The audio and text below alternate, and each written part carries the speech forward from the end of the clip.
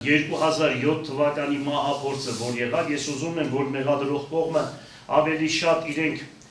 մի կարևոր փաստի անդրադառնան, որ հիմա բարձրաձայնում եմ հավանականի առաջի անգամ, ուրեմն Մկրտումյան դատավորը գլխավոր, որ տունը հարձակում կատարվեց, ուրեմն այդ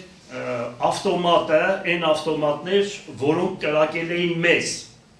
դրանից հետո, երբ որ ասում են դուք այսքան մարդ եք սպանել, նա ասում է, թե գիտեք ինչ կա, այս ավտոմատը ինձ տվել է կարամելի արուտը։ Կարամելի արուտը խփում են ուրեմն յուվեցի կարոյին, մի ամիս հետո կարամելի արուտը մահանում է ու այդ գործը փակվում վերջանում է։ Այն մեղադրող կողմը թող մտածի, կարևոր 4 հոգի մարդ է մահացել, 4 հոգի վիրավորվել է, մինչև այսօր գործը չեն բացահայտել, օդի միջի գործերը վերևերես կարում են։ Բաժանորդագրվեք Իրավաբան նետի սոցիալական հարթակներին հետագա նորություններին տեղեկանալու համար։